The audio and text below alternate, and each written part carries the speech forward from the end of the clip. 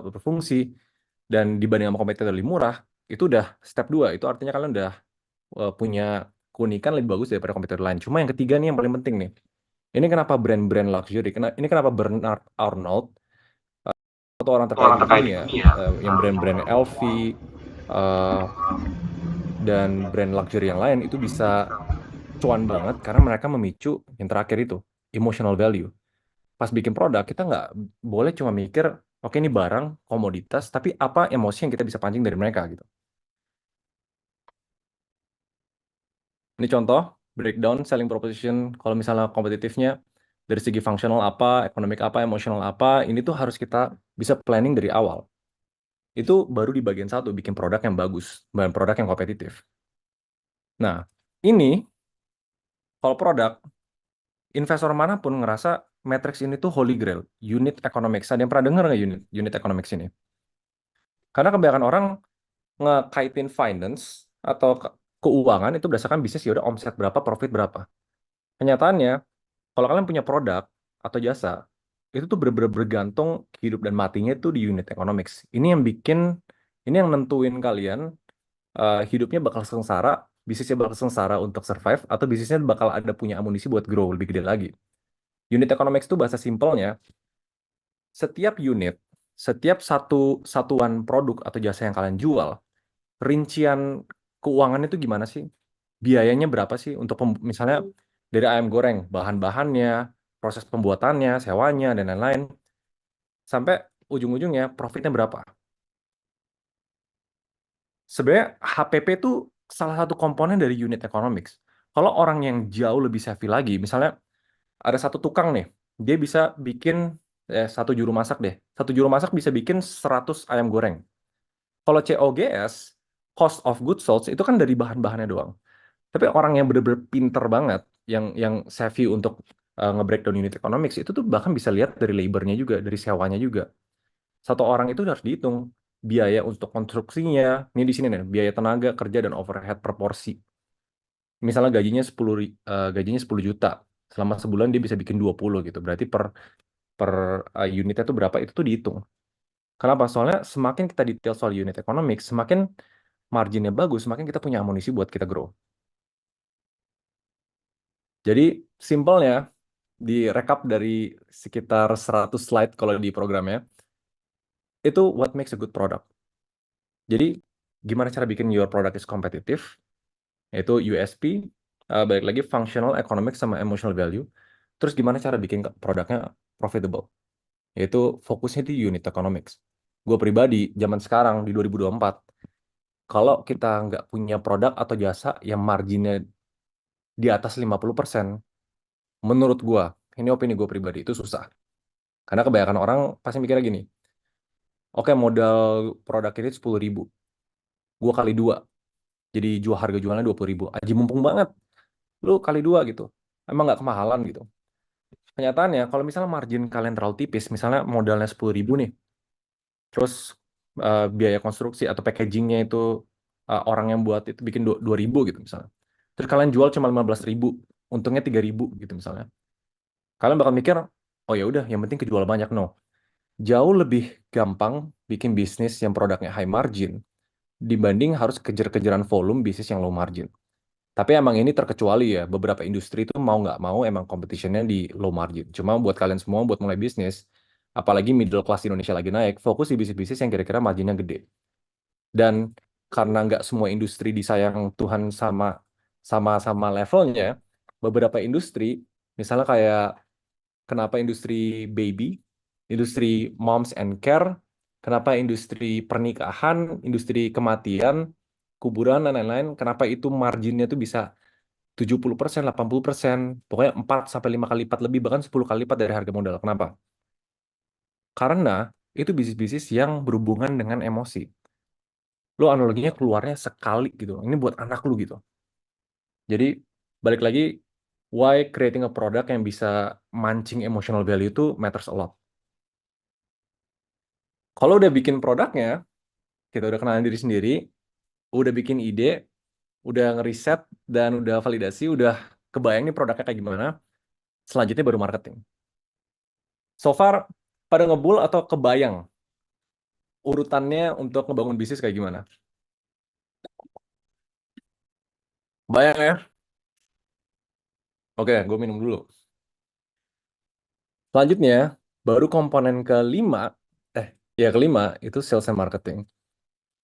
Nggak ngebul lah, ini tuh masih ringan banget. Ini kalau Nadia kan udah ikutin dari batch 1 sampai batch 5 tuh. Itu 7 hari, 14 sesi kalau sama yang scale up, nah itu baru ngebul. Nanti ngebul sebenarnya di operation sama finance. Nah ini sales and marketing, sebenarnya expertnya itu ada di sini. Gue bukan expertnya di sales and marketing, ada Ivan nih, yang lebih expert. Cuma kalau sales and marketing, kalian tuh fokus ke tiga hal ini. Tetap komponen paling penting dari marketing ya produk, itu knowing your customer. Ntar, jadi kalau misalnya kita nggak kenal customer kita nggak tahu apa behavior dia, kepercayaan dia, it's very hard to market the product. Yang kedua baru gimana cara komunikasinya, baru akhirnya go to market. Kalau di semua teori marketing yang paling basic yang lu harus paham, mau lu lulusan bisnis atau bukan lulusan bisnis, itu STP. Nah, STP itu paling penting. Kalau kita sekedar cuma ngepost, yang penting postnya bagus, tapi kita nggak targeting ini untuk customer mana, ini untuk demografik apa. Percaya sama gue itu analoginya kayak kita lempar garam di laut. Cuma berharap aja gitu. Ada ikan yang tangkap, bukan lempar garam ya, kayak mancing tapi random aja. Berharap aja ikannya tuh bakal kegigit gitu. Padahal kalau pemancing yang katam, ahli, mereka mau mancing tuna, mereka mau cari eh, salmon, mereka mau cari apa? Mereka tuh rela jauh-jauh sampai berhari-hari di laut ke lokasi yang tepat untuk cari ikan itu. Kenapa kalau misalnya di dunia per nelayanan itu kayak gini, tapi kita nggak implementasi di dunia bisnis? Orang kira kayak sosial media, oh yang penting bisa reach semua orang. No, itu menurut gue kesalahan paling besar nomor satu. Kalau misalnya kita nggak bisa ngelakuin STP ini, kita nggak bisa tahu customer kita, itu udah basically either marketing cost-nya bakal bengkak banget, atau ya kita nggak bakal nge-reach customer utama kita gitu. Jadi STP itu tuh dari segmenting, targeting, positioning. Kita pilih kelompok atau spesifikasi ini kayak pilih HP ya. Speknya kayak gimana, orang-orang yang ideal tuh yang mau kita serve as a client tuh kayak gimana. Kita targeting dulu, mau lewat mana channel-channelnya, terus kita positioning. Analoginya kalau di party nih, di pesta nih, kita pilih pestanya yang cocok untuk kita, partinya yang cocok, misalnya untuk anak muda nih, terus musiknya yang house gitu. Kita pilih grupnya di mana, terus kita tiba-tiba nyempil di tengah. Baru positioning produk kita. Dan kebanyakan orang, kalau misalnya ngomong marketing, kalau nggak paham yang namanya funnel ini, aduh, kayak apa ya bahasanya ya? Ini tuh udah kayak paling basic, sebasic-basicnya kalau kita udah ngerti targeting, kita harus ngerti funnel. Analoginya, kalau kalian baru ngenalin produk kalian, baru ini pertama kali eh, mau di-post di Instagram atau post di mana, kita nggak bisa berharap orang yang nggak pernah dengar brand kalian, ini ada produk kita, spesifik kayak gini, mau beli atau enggak. Secara, iya gue pernah bahas di YouTube ini. Secara flow sama psikologi itu nggak make sense. Orang yang nggak pernah dengar kita siapa, disuruh langsung consider mau beli atau enggak, disuruh langsung beli, boro-boro kalau kita nyuruh, kalau misalnya udah beli, ajak temen lu ya buat beli ke kita gitu. Jadi nggak bisa proses itu tuh kita langsung jadiin satu, analoginya satu post, kita post berharap kayak itu langsung beli. Nggak bisa. Makanya kalau di marketing-marketing division yang gede, di perusahaan-perusahaan atau brand-brand gede, mereka bahkan kayak misah-misahin berdasarkan funnel ini. Siapa yang fokus di awareness? Karena awareness tuh analoginya kayak bakar uangnya lah. Kita berharap kita tebar seluas mungkin berharap kayak banyak yang ngedengerin. Lama-lama mereka udah 7 kali denger sehari, udah lama-lama consider, oh ini cocok nggak nih produknya buat gue. Akhirnya mereka convert, baru akhirnya mereka kalau produknya bagus dan kita maintain customer relationship-nya, baru mereka bisa loyal dan mereka offer ke temennya lagi. Ini gue diingetin time-nya, kayaknya gue kelamaan yang ngejelasin ini ya. Nah, marketing pun itu dipisah dua. Kalau kita udah tahu funnel, kita udah bisa targeting, marketing tuh ada yang jenisnya outbound sama inbound. Inbound itu analoginya kita buka lapak berharap orang datang ke kita. Ini contohnya kayak sosial media, kayak ngeposting, kayak ngeblog. Outbound itu sifatnya kita proaktif, kita ngejangkau customer. Kita punya sales team, cold leads, email, telepon, itu yang dulu gue lakuin di zaman-zaman agency gitu. Baru, oh, udah berarti, sayang di sini harusnya ada materi go to market sih. Cuma baru dari sana di planning lah, strateginya apa, winning kontennya apa, gimana cara kita nge-breakdown, nge-reach customer itu dari channel-channel yang kita udah pilih. Karena dari channel-channel inbound atau outbound ini sebenarnya cuma ada 21, sebenarnya udah yang paling baru tuh 23. Cuma ada 20-an marketing channel yang exist di dunia ini. Dan untuk bisnis-bisnis tertentu, mereka harus fokus maksimal 3 channel. Kalau misalnya lo masuk ke marketing coba semuanya, SEM gue coba, social media gue coba, email gue coba, cold list gue coba, semuanya gue coba, itu tuh bahasanya spreading out to thin. Kayak terlalu tipis semuanya, nggak dalam. Jadi setiap bisnis itu biasanya kalau mau mulai maksimal harus jago di 2 sampai 3 marketing channel. Beberapa bisnis jago di SEM, beberapa di SEO gitu. Nah, ini panjang ini. Ini Ivan yang lebih expert daripada gue nih. Baru setelah sales and marketing, oke, 10 menit lagi deh ya sampai kita growth and beyond. Gimana cara kita punya bisnis yang beroperasi kayak mesin? Ini harapannya semua orang nih. Ownernya jalan-jalan, bisnisnya tetap jalan. Tapi gue sebenarnya penganut yang there is no such thing as bisnis yang 100% autopilot. Jadi ada kubunya nih, ada kubu yang percaya bisa 100% autopilot, ada kubu yang nggak percaya bahwa itu 100% bisa autopilot. Karena tergantung dari fasenya dan bisnis yang eh, tergantung dari fase bisnis lah. Karena kan autopilot itu dari kata pilot ya. Kalau pilot bawa pesawat, the only reason dia bisa autopilot itu pas pesawatnya udah di udara. Pas situasinya udah stabil, kalau dia terbang pas dia melandas sama dia turun, itu nggak mungkin autopilot. Kalau misalnya tiba-tiba ada badai, ada tiba-tiba kompetitor baru, itu nggak mungkin autopilot. Jadi balik lagi, karena kita tinggal di zaman yang perubahan itu cepat banget, menurut gua autopilot itu makin lama makin susah. Cuma kita bisa mengarah ke sana. Jadi ada 3 bagian dari business operation yang sebenarnya kita ngerasa setiap pebisnis itu harus tahu. Yang pertama, kalau mau bikin bisnis itu rapi, harus ngerti namanya bisnis proses mapping. Jadi dari divisi-divisi produk, misalnya pembuatan produk, flow-nya kayak gimana, pengiriman sama ngatur gudang kayak gimana, Eh, ya marketing, pembuatan konten sampai advertising itu kayak gimana, gitu. Nah, human resources, kalau kalian udah punya bisnis prosesnya, baru oke, gue butuh orang di hire di sini, gue butuh orang di hire di sini, gue butuh orang di hire di sini. Nggak kebalikannya, karena kebanyakan orang kalau mulai bisnis, mereka tuh mulai langsung dari, oh gue langsung hire orang karena gue butuh dia ngapain gitu. Tapi bisnis prosesnya tuh nggak dipikirin dulu. Ujung-ujungnya bikin orangnya tuh bingung, gue ngerjain apa, dan lain-lain. Ini ada yang nanya, 9 naga apakah autopilot gitu. In a sense, eh ada pilotnya juga gitu loh. Jadi kalau kita ngomong tentang bisnis proses, paling krusial itu kita ngerti baik komponen-komponennya sama struktur organisasinya. Mulai dari keuangan, human resource, operasional, terus orang-orang. Kenapa kita bisnis proses itu lebih penting? Kita nggak mungkin taruh orang tanpa eh, kita tahu dia di proses mana. Makanya kalau orang-orang yang kita tanam itu biasanya harus nge-link ke satu organizational division. Ini gue cepetin aja nih. Nah, business process mapping itu intinya input, proses, output. Kalau kita ngomong tentang SOP, lo ngapain, prosesnya eh, jadinya kayak gimana, terus outputnya kayak gimana gitu. Ini gue agak cepet aja ya kalau di bagian operation soalnya agak panjang. Dan menentukan gaji, OKR, jangan lupa kalau setiap proses HR itu harus punya goal yang jelas dan bisa diukur. Baru ke finance. Nah, finance itu ribet, tapi sesuatu yang finance itu analoginya kayak ini ada yang bilang nih, ini hampir 100% kalau saya brandnya dibuka. Secara high level ya, tapi penjelasannya makanya agak kepotong-potong. Makanya kebanyakan kalau biasanya ikut yang day zero ini, kok ada yang kurang ya nih, gue ngerti ini gitu. Makanya join yang batch 5. Nah, kalau finance kita bahasin dulu. Kalau secara accounting pencatatan, untuk mayoritas bisnis yang baru mulai, itu tuh fokusnya di cash basis, uang masuk, uang keluar doang. Tapi kenyataannya itu nggak terlalu bisa ngejelasin tentang kesehatan bisnis. Ya, kesehatan bisnis itu sebenarnya pencatatan kalau uang itu berdasarkan berbasis akrual. Gue lagi mikir nih gimana cara ngejelasin ini secara cepat nih.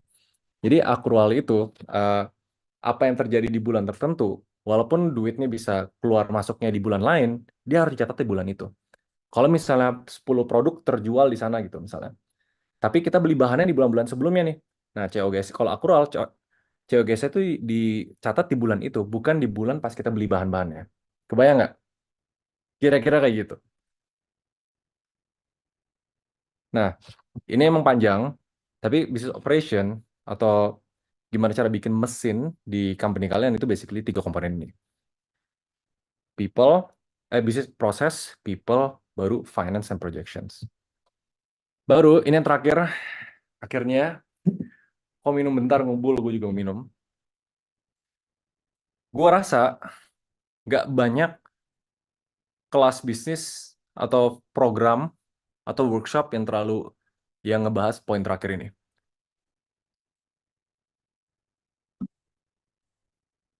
Ini pun tuh gara-gara kayak gini. Gue pernah ngejalanin startup. Terus eh gue hire business coach dari luar negeri. Terus dia bilang kayak gini, Kalau lu pengen manajemen lu itu benar-benar rapi, lu harus punya dashboard." Gue bilang dashboard itu apa? Dashboard itu kalau di pilot, kalau kalian terbangin pesawat, dashboard itu basically satu layar gede yang kira-kira bisa ngepresentasin semua data-data dari kesehatan bisnis, keuangan, dan semua metrik-metrik yang lain. Nah, ini ternak uang bukan. Ternak uang nggak punya duit buat bayar itu startup gue sebelumnya. Bukan KPI, dashboard. Dashboard tuh beda. Jadi ada tiga step. Gimana cara kita punya satu file yang representasiin keseluruhan dari bisnis kita, gimana cara kita evaluasi, baru gimana cara kita improve. Jadi kalau kita ngomong tentang growing business, kita nggak bisa kayak setiap bulan, oh kira-kira bisnisnya bagusnya ngelakuin ini. Oh kira-kira bulan depan kita harus cobain ini, nggak bisa. Ini pepatah yang kuat banget, bukan Maven. Di Fitco dulu. You cannot grow what you don't measure. Kalau misalnya kita, ini harus ngelekat banget di kepala kita. Kita nggak bakal bisa ngembangin apapun yang kita nggak track. Kalau kita nggak measure, dulu kayak dokter nih, kalau dokter nggak ngelakuin diagnosa, dia nggak bakal bisa kasih tahu obat apa yang bagus buat kita. Nggak bakal bisa kasih saran lifestyle changes apa yang buat kita. Sama halnya sama bisnis. Dan banyak orang nge-skip bagian ini. Kalau untuk beberapa bisnis atau startup-startup di luar, mereka bahkan nge-simplify dashboard ini dengan punya North Star Metrics. Dan bisnis itu nggak bisa kita track cuma dari bottom line-nya doang, cuma dari oke omsetnya berapa, profitnya berapa gitu.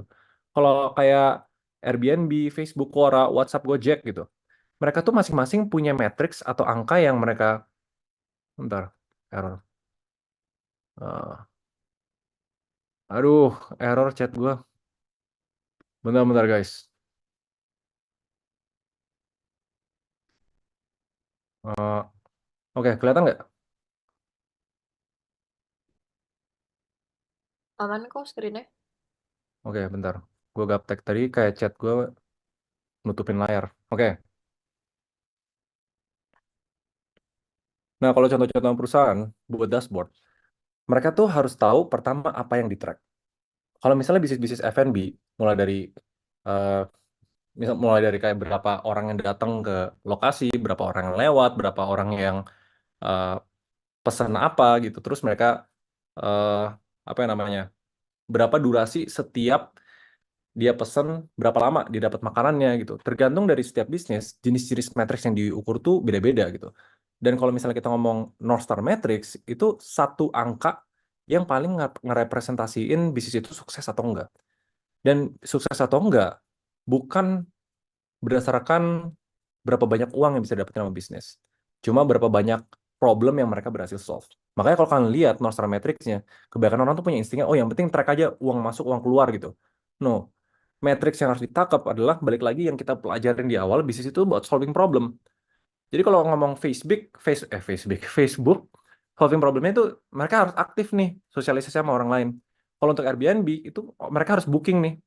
Nah, berarti setiap uh, jumlah malam yang dipesan, artinya ada problem yang di-solve. Mereka nggak jadi ke hotel, ngerasa nggak culture-nya bagus, mereka ke Airbnb, lebih murah juga gitu. Quora gitu. Bukan jumlah pertanyaan yang ditaruh di website itu, tapi berapa banyak yang dijawab sama pengguna gitu. Nah, kenapa setting up key metrics itu penting? Karena at any given time, kita harus tahu dan bisa tahu ini bisnis sehat atau enggak. Ini contoh-contoh beberapa matriks finansial panjang, eh, dibahas juga di programnya. Ini beberapa matriks non finansial. Ini salah satu yang gue suka banget, NPS. Kan lihat yang di 5 ini. Ini tadi marketing funnel di paling bawah ada apa? Loyalty sama advokasi kan. Sebenarnya kalau lu bisa sampai di tahap advokasi, di mana lu nggak perlu jualan, customer lu yang jualan buat lu gitu. Nah, NPS ini tuh Net Promoter Score adalah ngitung seberapa orang mau rekomendasiin produk lu ke orang lain. Jadi even di zaman-zaman ternak uang itu gue track banget NPS-nya setiap event, setiap kelas, setiap mereka jadi member. Kalau misalnya mereka bisa jualin produk kita ke orang lain, itu udah bisnisnya basically ready for scale. Tapi ini buat gambaran, ini real banget dashboard yang gue pakai di ternak uang. Jadi untuk bikin dashboard bisnis, saran gue harus di platform online karena bisa diakses sama siapapun kapanpun. Dan ada dua matriks. Matriks yang ke bawah yaitu um, ya matriks-matriks yang kalau mau ukur, yang ke kanan harus satuan waktu. Kenapa yang satuan waktu ini penting? Oke, gue diingetin, kok Remon, waktunya habis. Oke, sabar ya, satu lagi terakhir ya. Kenapa satuan waktu ini penting? Karena tujuannya dashboard itu untuk ngelihat perbedaan dari antara satu waktu ke waktu lain. Kalau misalnya kita lihat, oke, di September, Oktober kok ada perubahan sih di matriks yang ini, kok ada perbaikan, ada yang lebih buruk gitu. Nah, itu biasanya di pondasi kita untuk tahu kita harus ngapain dengan bisnis kita. Karena bedanya kalau kita sebagai manusia dicek diagnosanya, ya udah lu sakit apa sekarang ini obatnya. Tapi kalau di bisnis harus selalu dibandingin sama satuan waktu either sebelumnya eh, ya cuma bisa sebelumnya doang sih. Karena di bulan ini dibandingin sama bulan lalu dibandingin sama bulan lalu karena tujuannya with growing a business kita ngelihat ada angka-angka atau matriks yang secara linear tuh naik terus. Ternak uang dashboard ini bisa diakses oleh semua karyawan atau tidak? Tidak. Tujuannya ini adalah untuk kalian as an owner sama management. Kita bahkan sampai track member usage-nya, daily active user-nya, new member-nya berapa, AOV, CTIC. Jadi kalian bisa cari sendiri matriks-matriks yang cocok buat bisnis kalian itu tuh apa. Ini contohnya juga, habis itu financials. Ini gue buka-bukaan aja di awal-awal tahun 2020 ini udah 4 tahun yang lalu ya. Omsetnya berapa, turunnya berapa. Jadi kalau misalnya kita udah punya cara untuk kita bisa ngeliat kesehatan bisnis kita kapan aja. Ini gue skip nih. Ini finance. Sesimpel, kalian ikutin tiga ini. Kalian udah ngejalanin semua dari day one ke day six. Kalian udah planning, bisnisnya udah jalan. PR yang paling gede, ini ada nanya cara buat dashboard gimana. Pakai Google Sheet saran gue. Paling simpel, paling gratis. Taruh matriksnya di sini, satuan waktu di kanan. Untuk tahu grow bisnis kemana, kalian basically urutannya kayak gini. Apapun yang bad, yang angkanya tuh berubah jelek dari antara satuan waktu ke waktu yang lain, kalian harus adaptasi atau kalian hilangin. You need to fix the problem first before you grow. Apapun yang good, tiba-tiba ada omsetnya bagus, itu misalnya, atau ordernya makin gede gitu. Kalian harus keep apa yang kalian lakuin, fix atau improve. Baru di luar sana kalau misalnya ada kapasitas, baru mikirin apa yang baru. Kebanyakan orang itu terlalu terburu-buru, oh ya gue pengen ngelakuin yang baru, gue udah pengen explore strategi ini, kalau mereka punya dashboard dan kalian sebagai first time entrepreneur fokus ke fixing apa yang jelek dulu, pertahanan yang bagus baru kalau punya kapasitas explore sesuatu yang baru. Jangan sampai ngeneglect angka-angka yang nunjukin bahwa matriks kalian tuh memburuk. Karena ujung-ujungnya bukan yang terkuat atau yang cerdas yang bertahan, tapi mereka yang dapat mengelola perubahan dengan baik. Business is about adapting. Dan di tahun 2024 ini, feeling gue bakal jauh lebih banyak perubahan bahkan dari segi global. Kalian bikin bisnis apa-apa sih bakal ada yang cepat berubah. Jadi PR-nya setelah belajar semua ini itu basically cuma 0, sekian persen dari perjalanan bisnis kalian. Ujung-ujungnya ya, itu kemampuan kalian pas udah mulai pelajarin implementasi, bisa nggak kalian adaptasi terus. Dan jangan kaget kalau misalnya bisnis pertama kalian F&B nih misalnya, kalian jualan mie. Tapi ujung-ujungnya 2 tahun kemudian malah jualannya ayam katsu. Menurut gue itu bukan hal yang jelek. Tapi artinya kalian bisa adaptasi, pokoknya apapun dari semua yang kita pelajarin, it's solving the customer needs, dan kalian selalu perhatiin matriksnya. Jadi, karena ini muncul dari gue di story, pengen hint tentang program SBBP itu gimana, itu basically semua yang gue jelasin dari awal sampai akhir tadi dalam hampir 1 jam terakhir, tapi dipecah-pecah setiap sesi itu 1 hari kita ngebahas.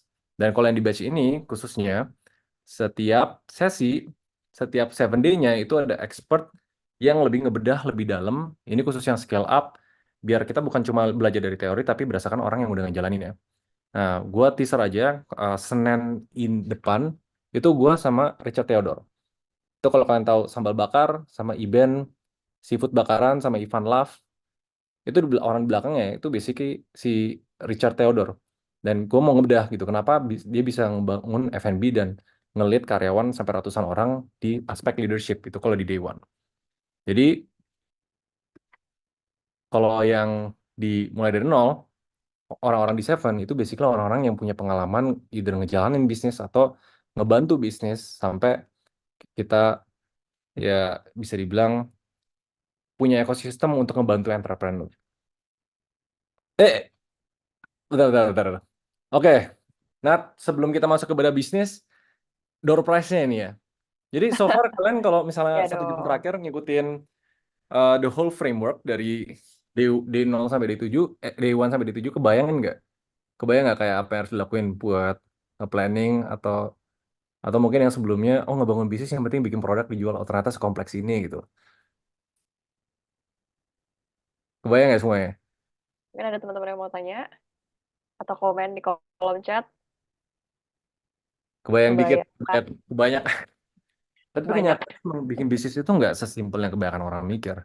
Dulu gue Betul. kira juga pas bangun agency itu kayak yang penting cari klien, bisa deliver service. Waduh, ternyata untuk tax planningnya harus begini, kontraknya harus begini gitu. Mantap, makanya join batch 5. Nah, jadi kalian siap-siap dulu. Ini karena idenya Nadia nih, katanya Nadia tuh selalu baik kalau sama orang-orang yang ikut webinar. Ivan mana nih? Astaga. Udah boleh muncul nih. Ayo Ko Ivan, kita Nah, ramaikan habis ini untuk Ivan. Van, sorry, gue overtime banget. Harusnya 30 menit, tapi ternyata materi gue banyak banget. Gue cepet kok ntar. Oke, tapi jadi kalau kalian siapin kamera kalian, kalian bisa ikutin SBBP batch 5 dengan harga berapa, Nat? Rp1, guys. Rp1 Satu dari rupiah. harga promonya kita aja kisaran 1,2 juta, itu cuma jadi Rp1. Satu Cuma untuk rupiah. satu orang beruntung loh ya guys ya, mulai dari nol. Udah siap belum semuanya? Oke, siap-siap ya. Siap-siap Karena ya? fun fact ya kok, ini yang hadir di sini adalah 80%-nya teman-teman yang belum pernah ikut SBBP. Oh ya? 80% ya. Tadi aku barusan cek form. Jadi banyak banget teman-teman baru nih yang mungkin baru dengar apa itu Seven Planner atau mungkin apa itu SBBP. Jadi siap-siap ya semuanya ya. Oke. Bismillah. Lu yang hitung, Nat. Gua swipe ke kanan. Oke, satu, siap-siap ya teman-teman. Dua, tiga. Next slide kok. Duar, satu orang doang ya guys. Dapat nggak nih? Satu Ngedown rupiah. langsung. Emang satu Ngedown. rupiah bisa dibayar ya? Pakai kris kan emang Bisa, bisa. nanti langsung arahin ke paymentnya. Rp1 mulai dari nol guys. Coba, Ada yang dapat nggak? ada yang dapat nggak?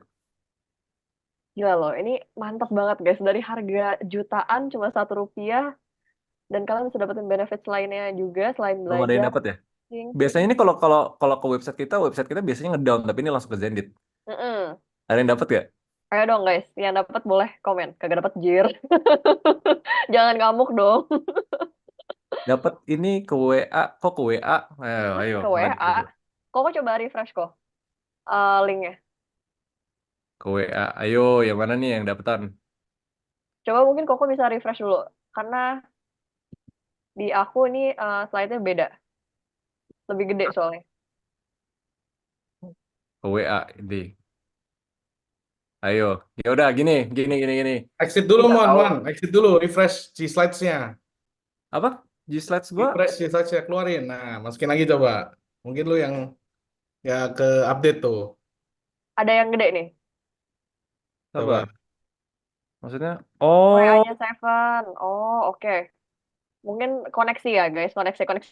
Oke, oke. Kita siap-siap lagi. Kita siap-siap lagi. eh, Oke, Pemanasan oke, oh oke. lah. ini. Pemanasan, pemanasan. Mantap nih pemanasan dulu ya. Oke. Tiga, Oh, dua, QR-nya tadi ke WA.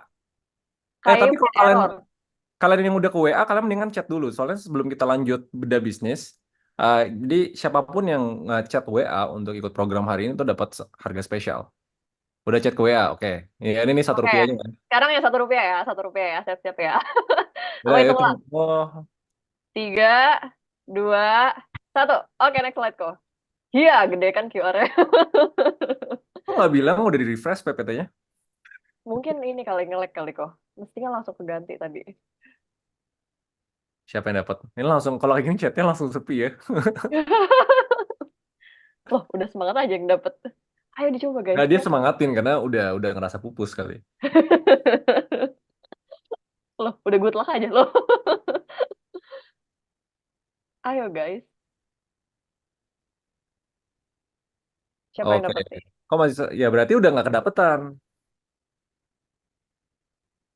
Ya udah Oh, ada tapi nanti. ada juga Jadi, yang udah dapet. oke, Oh, oke. ada yang dapet. Oke. Kok dapat tuh? Kok 2 orang yang dapat? Itu berapa orang dapat? Satu Satu harusnya. kok. Satu kok, satu. Coba kalau dapat mana? Suruh tag kita di Instagram coba kalau beneran dapat. Nanti yang ya soalnya yang bener-bener ke track itu cuma satu. Nanti kita bakal announce satunya itu berapa siapa ya. Iya, Tapi iya, kalau betul. misalnya kalian mau ikut program itu kayak gini. Dan saran gue sebelum kita lanjut ke bedah bisnis ini kan kita bakal bedah nih berdasarkan kalian bayangin kalau yang tadi framework itu tujuannya untuk eh, sambil di chat WA ke grupnya ya. Kalian tadi frameworknya kan dipakai buat nge-business planning. Tapi kalau misalnya kita untuk membedah bisnis atau analisa bisnis, itu tuh kita pakai 7 framework ini juga. Jadi kalau misalnya mau dapat investment, mau kita pilih investment atau kita mau kerja sama partner, kita mau bedah dari 7 cara ini juga. Dan ini dibawain sama suhu gua nih, mentor gua, Ivan Halim. Nggak Ya. bener, nggak bener. Mentor gua, Ivan Halim, sang jagoan bisnis mie yang bisa mengerti Indonesia. Nah ini kita lanjut sesinya nih. Tapi kalian tadi yang link WA-nya, kalian mendingan chat dulu aja, soalnya penawaran itu cuma hari ini doang kalau kalian mau ikutin batch-nya. Yang penting di chat dulu, kalau kalian biar kalian bisa fokus lanjut dengerin materinya. Evan, Kasih waktu dulu deh. Nah, tuh jokes dulu sama Raymond tuh. ngapain terusan anjir? Iya kok, ayo. Kita Eh, udah by the way ini dapat yang berhasil payment amparan. Rp1, ini kan banyak nih. Kalau berhasil Nah, itu yang dapat cuma satu doang loh. Nanti kita lihat dari dashboard yang satu yang dapat, nanti kita bakal announce. coba Kevin suruh cek deh. Vin, Iya, nah Kevin. ngedown, ngedown. Udah payment 1. Kayaknya panik nih. Tim Berarti harus ops-nya yang panik. pertama doang. Eh, 1 orang doang soalnya. Nah, oke. 1 RP-nya dibalikin. Gimana caranya gue balikin 1 RP? Satu RP di saldoku. Ini oke. Ini kan bilang pada dapat semua, kalian dapat paymentnya. Tapi nanti siapapun yang di top of the list, yang pertama untuk bayar itu yang bakal dapat. Iya, oke. Betul Tuh banget. kayak Arifan dong, paymentnya juga udah worth it, nggak mesti Rp1. Mantep banget, Karifan. Nge-lag. Kok Ivan kayak agak nge-lag deh kok signal. Untuk recording nggak akan di-share ya guys. So filesnya juga kita nggak akan share. Jadi teman-teman pastiin untuk catat dan dengerin baik-baik. Aman? Oke. Aman. Ya, oke. So, teman-teman, tadi Raymond udah bilang, antusias banget. Makin malam makin banyak partisipannya dari tadi. Makin naik Dari loh ini mana loh aja yang tahunya. nonton nih. Mantep. Oke, oke. So, tadi kan udah dijelasin tuh frameworknya. Nah, banyak yang bilang lah, kayak banyak yang bisik-bisik nih. Jadi, ini cuman framework doang, tapi ini beneran nggak sih? Bisa dipakai nggak sih ini frameworknya? Nah, kita coba pakai framework ini. Kita mau coba belajar nih, lihat framework ini yang hari ini kita udah pelajarin dari Raymond tadi. Banyak yang ngebul tuh. Banyak yang aduh, apa? Ngebul nih kok kecepatan. Nah, ya kalau mau yang lebih lebih komprehensif ya pasti di kelasnya gitu kan. At the end of the day yang kita selalu bilang kita nggak jual kelasnya. Yang mau kita kasih tahu itu tentang blueprintnya gitu. So looking back into the blueprint lagi, jadi supaya teman-teman a bit refresh juga tentang fondasinya. Fondasi itu menentukan idenya dari seorang founder sendiri karena banyak kelas bisnis yang memfokuskan diri pada sales and marketing itu penting, fokusnya harus langsung bikin produk, tapi lupa kalau misalkan bangun bisnis tuh kadang dasarnya dari kita dulu, dari diri kita sendiri, dari founder itu sendiri. Dari founder lahirlah yang namanya ide, dari ide muncul yang ide itu bagus bagus jeleknya selalu nggak pernah divalidasi. Banyak kesalahan-kesalahan founder-founder ini dari batch 1 juga ya, dari teman-teman juga founder, nanti teman-teman alumni juga akan bisa share. Banyak yang lupa bahwa ide itu harus validasi. So that's why penting banget proses kita ya 4 hari pertama ya, bahkan ini 4 hari pertama dari 7 framework kita itu ngomongin masalah mengvalidasi ide dan menjadikan itu sebuah produk. Baru kita ngomong the next steps-nya sales, marketing, operations, dan growth ya kan at the end of the day. Nah, sesuai materi hari ini namanya adalah 10.000 yang menghasilkan 1 triliun. Nah, itu kira-kira seperti itu. Em, Enak, murah, dan nyaman. Nah, kenapa sih judulnya itu, kenapa Migacuan itu paling mengerti Indonesia? Kenapa judul yang saya berikan itu seperti itu? Karena at the end of the day, bikin bisnis adalah tentang dengerin customer kita. Bagaimana kita bisa dengerin customer kita? How do we listen to customer kita? And that's the point gitu. Oke, so I'm gonna make it light juga supaya teman-teman juga bisa makin ngerti kita bahwa ini jadi sebuah cerita dah. Oke. Oke, teman-teman pasti punya di kota masing-masing di kalian berada itu lihat yang namanya pecel lele atau penyetan atau apapun itu. Nah, kira-kira kalau misalkan lihat foto di sini bakal mau dateng nggak? Nih, coba. Oh, benar, ada iklan dari Raymond. Udah ketemu nih pemenangnya, beda 0,2 detik sama yang bayar kedua. Nanti di-announce di akhir. Oke, siap. Oke, jadi balik lagi pertanyaan. Jadi teman-teman bakal bakal mau nggak sih datang ke warung pecel lele yang seperti ini? Coba di kolom chat tuh. Kurang tertarik, kurang tertarik, kurang. Ya, oke. Ini gambar pertama ya. Oh, ada yang mau sih, Mas Ian. Nah, coba dibandingin sama yang jawab yang kedua. Foto yang ini. Kira-kira lebih pilih yang nomor 1 atau nomor 2? Dua, banyak. Nah, banyak yang jawab 2 gitu. Ya, sama gitu. Kalian juga kalau ngelihat ini, pasti juga akan datang kan? Sebenarnya apa yang dilakukan sama Migacoan, itu kurang lebih apa yang ada di dunia F&B itu kayak gitu. Yang menarik perhatian adalah ini. Sadar nggak sih secara arsitekturnya, secara interior yang dibangun sama Migacoan, ya, itu kenapa parkirannya ditaruh di depan? Karena membangun tadi sebuah stigma bahwa rame banget nih tempat, biar kelihatan rame, biar banyak pelanggan. Nah, kurang lebih itu dasarnya dari Migacoan. Dasar dari Migacoan adalah gimana bisa membangun sebuah experience dari awal sampai akhir. Baik lagi ya, dari ke temanya. Bagaimana mereka sebuah brand yang mengerti tentang Indonesia. Karena itulah perilaku orang Indonesia. Gitu. Ya, dan kalau kalian misalkan lihat, antrinya bisa banyak banget. Gitu. Oke, so again, mie gacoan ya, sang jagoan mie yang mengerti Indonesia. Ya. Kita mulai dari step satunya, foundersnya sendiri. Nah, ini mungkin banyak yang belum tahu karena memang foundersnya tidak muncul, ya. Nggak semua founder di Indonesia mau muncul dan salah satunya mungkin ownernya mie gacoan, tapi Raymond somehow found it ya. Jadi nama dari ownernya adalah Anton Kurniawan yang saat ini Haris Kristanto, Pak Haris Kristanto ini lebih mengurusin yang namanya operasionalnya, ya. And sedikit tentang foundernya, mungkin yang banyak teman-teman nggak tahu ya. Saya sempat dengar ceritanya dari foundernya itu sendiri, karena foundernya dari Malang, orang Malang. Jadi untuk kalian tahu, a brief background, dia dari orang Malang. Juga ternyata secara background bisnis, dia pernah mengerjakan bisnis F&B. Ya, orang Malang simple. Kadang ide itu munculnya di sekeliling kita. Kadang ide itu bisa dari kota kita. Kita berada di kota mana, ada apa yang menarik di kota kita, ada hal apa yang kira-kira bisa kita angkat. Nah, bisnis yang pertama dia lakukan adalah di Malang. Mungkin teman-teman kalau pernah ke Malang atau tahu di Malang ada apa, yang terkenal adalah bakso Malang. Jadi beliau pernah memulai bisnis bakso Malang, bikin brand, skemanya franchise dan lain-lain, dan gagal. Bisnis keduanya, aduh, bakso gagal nih. Next-nya apa? Again, as a founder, sebagai seorang founder, tadi Raymond udah mention, masalah itu ada di mana-mana. Masalah itu ada di mana-mana, dan kadang yang kita bisa solve itu di depan mata, gitu. Langsung kita bisa lihat.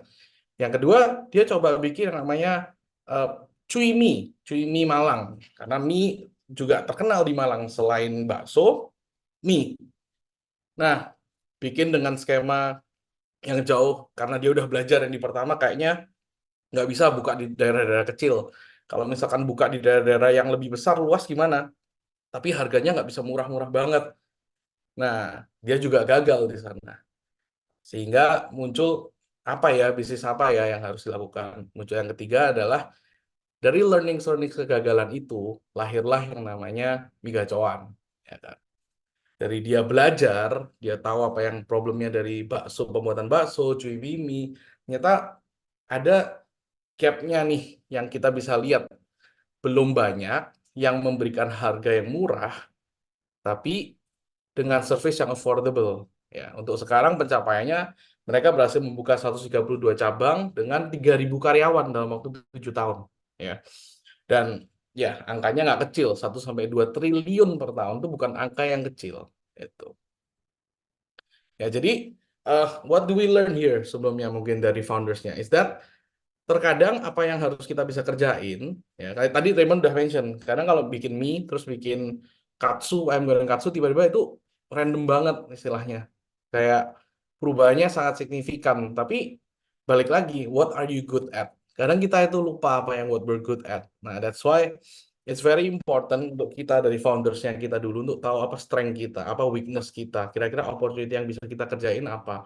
Eh, dan masalahnya gini, bisnis itu bisa datang dari mana aja gitu, idenya bisa datang dari mana aja, terus kalian juga bisa bisa dapet idenya juga dari mana aja. Nah, that's why banyak-banyak main keluar gitu. Nah, tadi ada yang tanya tuh, apakah founder sebelum fail itu dia sudah mempersiapkan skill untuk bisnis selanjutnya? I think the skill itu akan required saat kamu fail. When you fail, you're gonna learn a lot of skills yang ada. Kayak I think Raymond bisa cerita lebih banyak dari saya pun juga banyak dari kita yang ada di Seven Planner ini berdiri dan kita membangun ya Sevenpreneur Business Blueprint ini dengan banyak cerita kegagalan gitu yang kita kita sendiri gagal ya lalu kita bangun sebuah cara tool untuk gimana kita bisa memperkecil gagal itu ya. So masuk ke idenya, oke, dari diri sendiri udah paham idenya gimana. Nah, ada dua hal untuk kita bisa cari yang namanya gap. Gap itu apa sih? Market gap itu apa sih? Market gap itu adalah apa yang belum ada di pasar. Apa yang kira-kira kegelisahan apa. That's why dalam gap itu ada dua hal. Personal desire sama pain point. Karena terkadang kegelisahan pribadi dan problem yang dirasakan konsumen dan kita sendiri itu adalah hal-hal yang bisa kita share gitu. Istilahnya kalau dalam dunia marketing jangan eh, menjual barang tapi jualah solusi. Karena pada akhirnya orang akan membeli solusi. Orang bukan beli mie-nya, orang beli lapernya, ya. Bisa kita kasih mie yang seperti apa? Kurang lebih seperti itu. That's why dari sini kita bisa lihat idenya. Oh, oke. Founder melihat peluang bisnis yang besar. Karena apa? Gue udah paham nih. Eh, Kemarin bikin bakso agak mahal nggak bisa. Kemarin bikin mie harganya juga nggak masuk dan juga tempatnya kurang lebih nggak bisa. Nah, kegelisahan pribadi dari bisnis dia akhirnya membentuk yang namanya pain points. Biasanya kecenderungannya harga murah ya nggak akan enak-enak gimana. Pernah nggak sih kalian makan nasi goreng yang harganya 12.000 terus begitu makan ya memang namanya nasi goreng 12.000 ya kan. Nah ya seperti itu gitu atau oh sushinya cuma sushi 15.000 ya emang segini gitu. Nah akhirnya eh, bisa dirasakan dia bisa mencari sebuah gap, sebuah pain point gimana gimana murah dan enak kurang lebih seperti itu.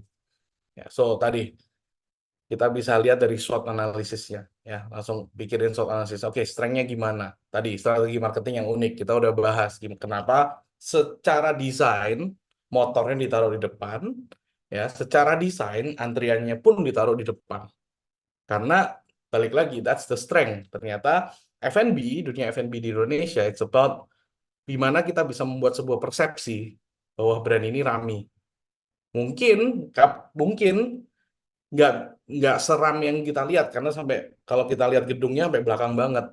Tapi that's the perception, itu sebuah persepsi yang mereka bangun gitu. Sehingga kita setiap kali kita lewat, wih, nggak pernah sepi ya, wih, pasti enak nih kalau kalau nggak sepi. Ya, weakness-nya kita cari tahu, opportunity-nya kita kasih tahu karena ini produk yang mudah ditiru. That's why membangun sebuah FOMO itu yang penting gitu. So, oke, idenya kita cari SWOT-nya dan lain-lain. Nah, gimana sih cari idenya? Nah, kita coba kembali nih ke tahun 2014, awal-awal sebuah tren. Nah, ini teman-teman bisa lihat foto ini bukan mie gacoan. Nah, ini mie kober. Tadi Raymond juga udah bahas di videonya, if you guys saw the video, mie kober, mie setan pada zaman itu tahun 2014. Bahkan warung abnormal di tahun itu adalah sebuah tren bisnis yang sangat ramai. Tapi coba teman-teman perhatiin fotonya makanan mie kober, ya. Coba lihat apakah makanan dari fotonya aja menarik gitu. Enggak gitu jawabnya. Coba lihat siomaynya, coba lihat udangnya. Apalagi sekarang kita bisa lihat dari produk-produk yang ditawarin sama mie gacoan sekarang gitu. Pasti beda. Karena apa? Tadi itu idenya murah, ya udah emang segini. Mungkin pada saat itu kompetitor-kompetitornya merasa ya emang harganya segini ini yang bisa kita tackle gitu. Tapi bukan buat mie gacoan, karena mie gacoan berusaha melawan ini. Pain point-nya, sebuah kegelisahan. Kenapa sih nggak bisa murah dan enak? Sebenarnya simpel gitu. Cari mie gacoan adalah sebenarnya gimana bikin sesuatu yang murah, tapi rasanya tetap enak. Nggak cuman asal bikin mie, nggak cuman asal bikin siomay, nggak asal bikin dimsum, udah gitu. Ya, dari sini oke, idenya dapat.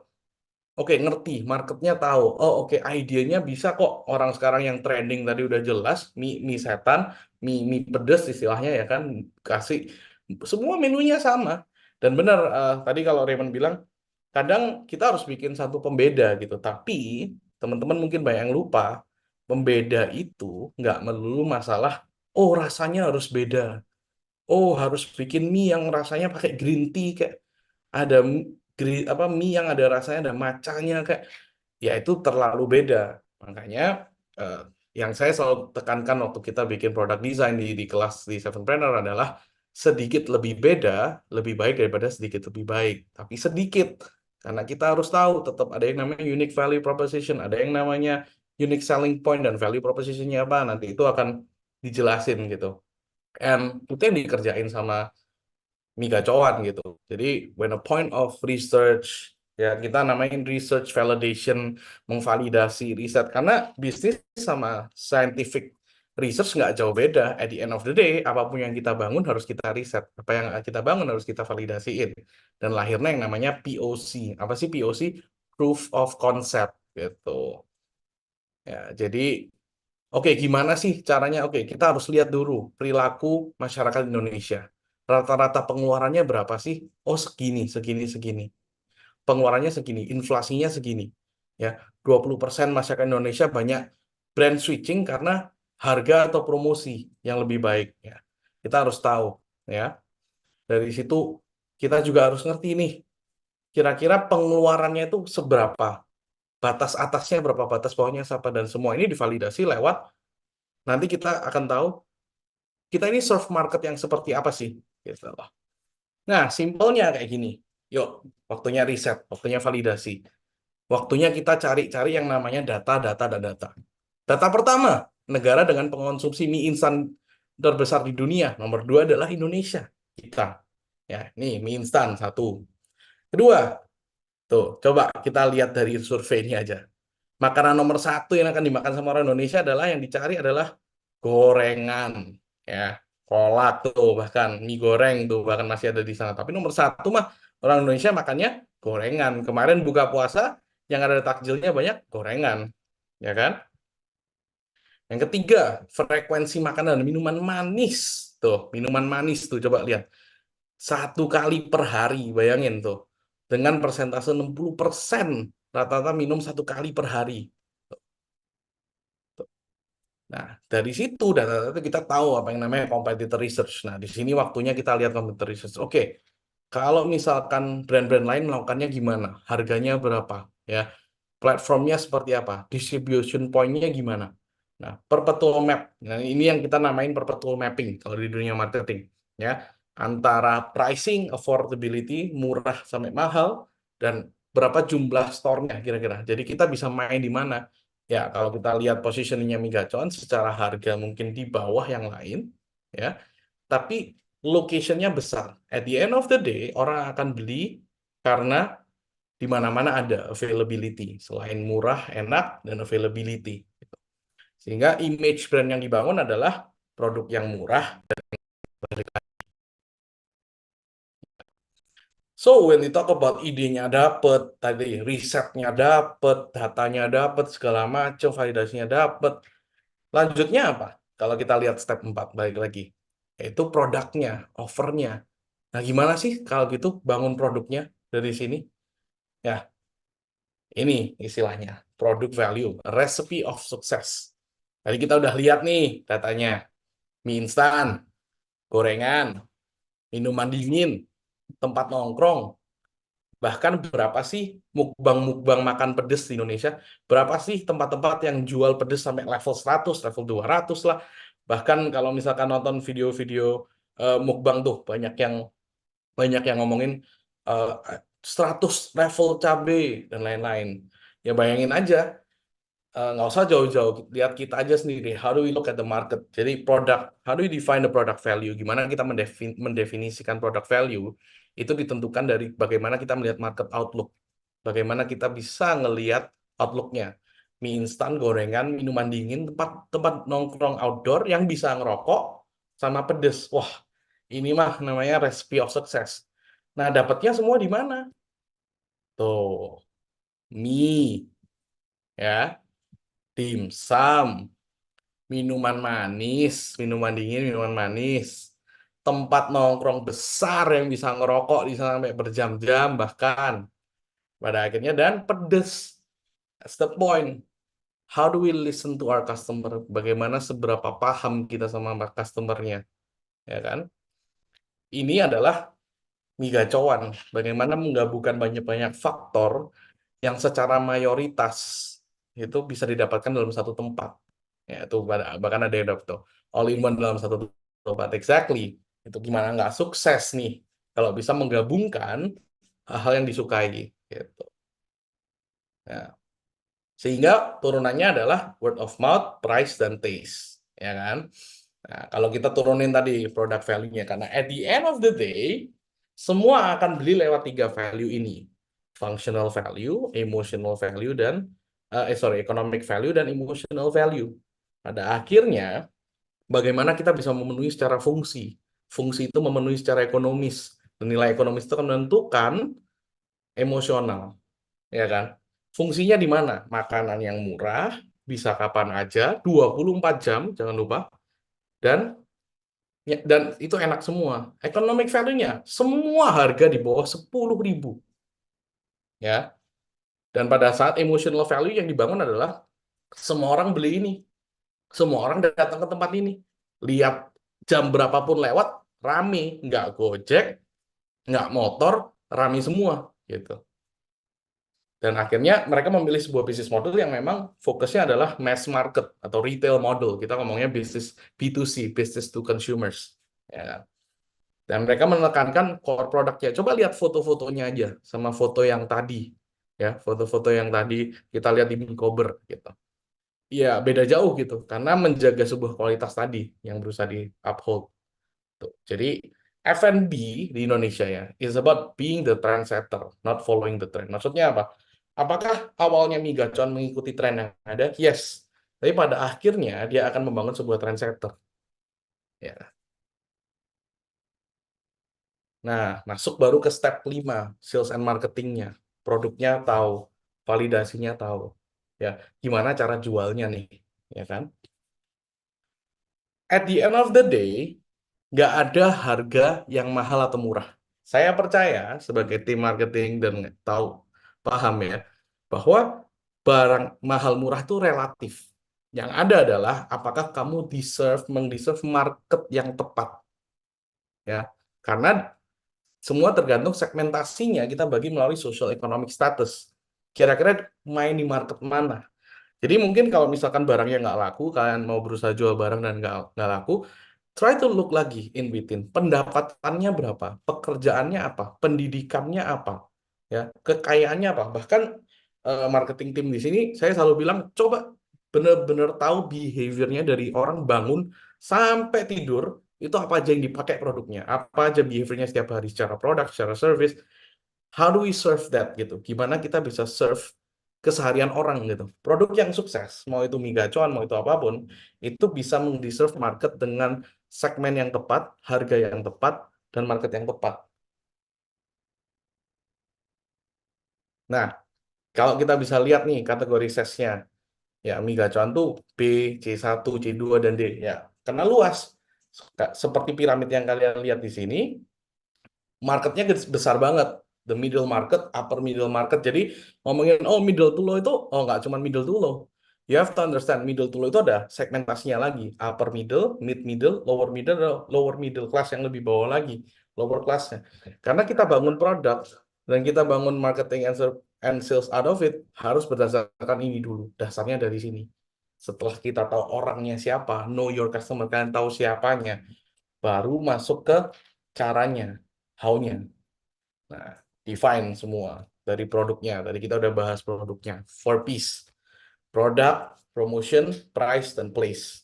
Produk menentukan price, price menentukan promotion, promotion menentukan place. Istilahnya begitu. Cara kita melihat 4Ps itu seperti begitu. Produk yang dibangun menentukan harga yang kita tentukan.